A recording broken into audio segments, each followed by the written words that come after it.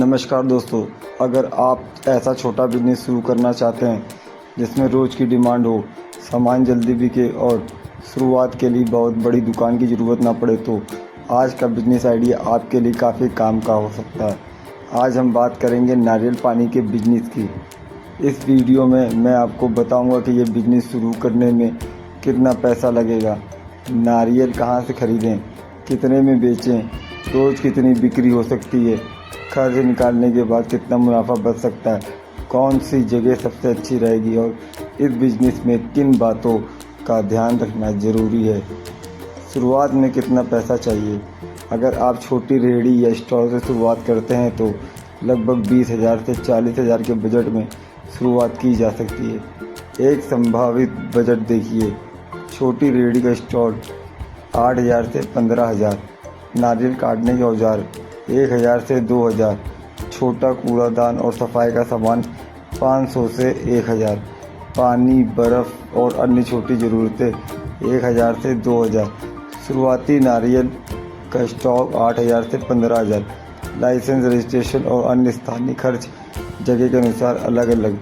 Emergency working capital 3,000 से 5,000, यानी छोटे स्तर पर लगभग 20,000 से 40,000 के आसपास बजट रखकर शुरुआत करने का प्लान बनाया जा सकता है।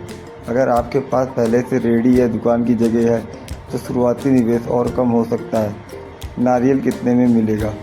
नारियल की कीमतें पूरे साल एक जैसी नहीं रहती हैं। सीजन, क्वालिटी, साइज, मंडी और आपके शहर के हिसाब से कीमत काफ़ी बदल सकती है। उदाहरण के लिए, अगर आपको एक नारियल औसतन 35 में मिलता है और आप उसे 60 में बेचते हैं तो ऊपर से देखने पर 25 रुपये का अंतर दिखाई देता है, लेकिन ये पूरा मुनाफा नहीं है। इसमें ख़राब या टूटे नारियल, आने जाने का खर्च, बर्फ़, पानी, जगह का किराया, मजदूरी और अन्य खर्च भी निकालने होंगे। इसलिए बिजनेस शुरू करने से पहले अपनी स्थानीय मंडी में थोक रेट ज़रूर पता करें। अब समझते हैं रोज़ की कमाई का हिसाब। मान लीजिए आप शुरुआत में रोज़ 80 नारियल बेचते हैं। अगर एक नारियल की बिक्री कीमत औसतन 60 है और 80 × 60 करेंगे तो 4800 की रोज़ की बिक्री आपकी होगी। अब अगर ख़रीद की कीमत की बात करें तो 35 रुपये मानते हैं, तो 80 × 35 रखते हैं तो 2800 माल की लागत।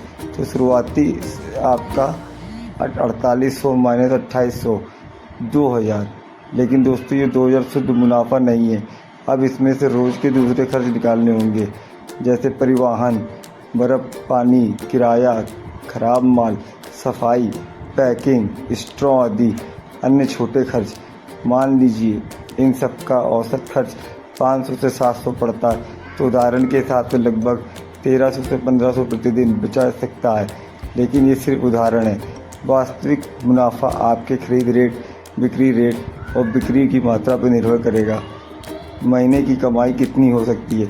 अगर औसतन 1300 प्रतिदिन का ऑपरेटिंग मुनाफा बचता है तो महीने में 26 दिन काम करते हैं तो 13 × 26 33,800।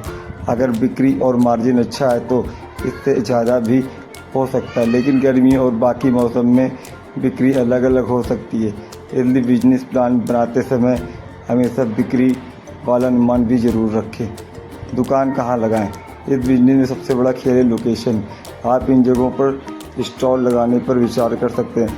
अस्पताल के आसपास, जिम के पास, पार्क के बाहर, बड़े बाज़ार में, बस स्टैंड के आसपास, रेलवे स्टेशन के आसपास, ऑफिस एरिया, कॉलेज, कोचिंग, मुख्य सड़क या व्यस्त मार्केट। गर्मी में भीड़ वाली जगह, लेकिन सिर्फ भीड़ देखकर जगह न चुनें। ये भी देखें कि पहले से कितने नारियल पानी वाले ग्राहक किस कीमत पर खरीद रहे हैं और स्थानीय निकाय से वहाँ स्टॉल लगाने की अनुमति मिल सकती है। शुरुआत में आप स्थानीय फल मंडी, थोक फल विक्रेता, नारियल सप्लायर या सीधे किसानों, बड़े सप्लायरों से रेट पता कर सकते हैं। कम से कम 3 से 4 सप्लायर की कीमत पूछें और सिर्फ सबसे सस्ता नारियल ना खरीदें। क्वालिटी भी चेक करें, क्योंकि ख़राब नारियल आपकी कमाई को सीधे नुकसान पहुंचा सकता है। बिजनेस में क्या सामान चाहिए।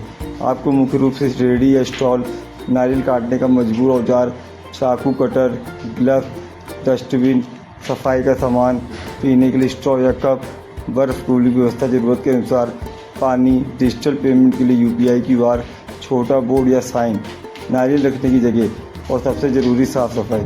बिक्री बढ़ाने का तरीका, सिर्फ नारियल बेचने के बजाय आप अपने स्टॉल को थोड़ा प्रोफेशनल बना सकते हैं।